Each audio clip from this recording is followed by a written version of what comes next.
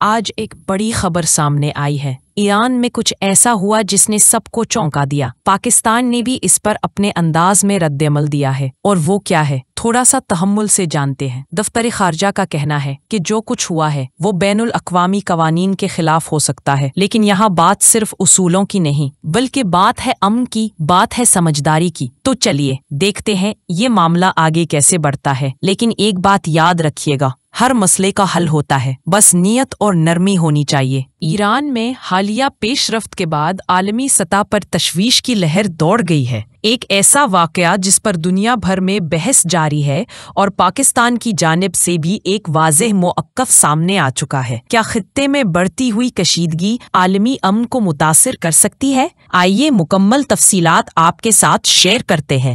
واہ ذرائع کے مطابق ایران میں حالیہ پیش رفت ایک سنگین صورتحال کی طرف اشارہ کر رہی ہے، جہاں ایک مخصوص کارروائی نے کئی سوالات کو جنم دیا ہے۔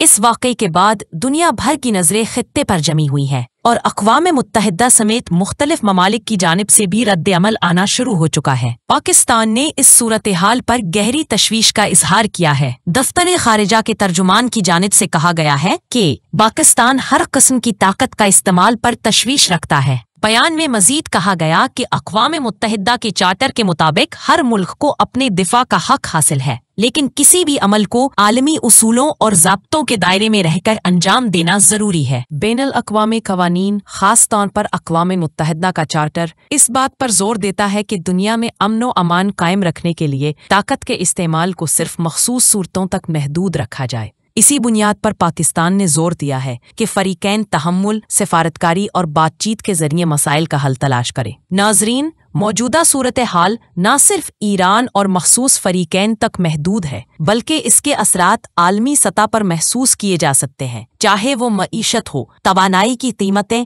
یا انسانی فلاح و بہبود۔ پاکستان نے اس حوالے سے واضح کیا ہے کہ کسی بھی کشیدگی کا اثر پورے خطے پر پڑتا ہے اور یہ وقت ہے باہمی افہام و تفہیم کو فروغ دینے کا۔ دفتر خارجہ نے دو ٹوک الفاظ میں کہا، پاکستان کشیدگی میں کمی اور خطے میں امن کے قیام کے لیے سفارتکاری اور مکالمے پر یقین رکھتا ہے۔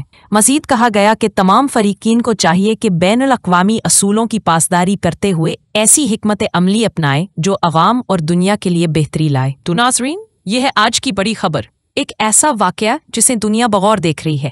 پاکستان کا رد عمل صاف، باوقار اور پرامن سفارتی اصولوں پر مبنی ہے۔ ہماری دعا ہے کہ دنیا اس کشیدگی کو ختم کرنے کی طرف بڑھے اور ایک بہتر پرامن دنیا کا خواب حقیقت بنے۔ مزید اپڈیٹس کے لیے سبسکرائب کریں اور کمنٹ میں ہمیں ضرور بتائیں، آپ کے خیال میں دنیا کو اس صورتحال سے کیسے نکلنا چاہیے۔ چلیے جناب، آج کی بس اتنی ہی خبر تھی۔ اگر انداز پسند آیا ہو تو چینل کو سبسکرائب کر لیں، ورنہ اگلی بار پھر یہی بات دہرانا پڑے گی۔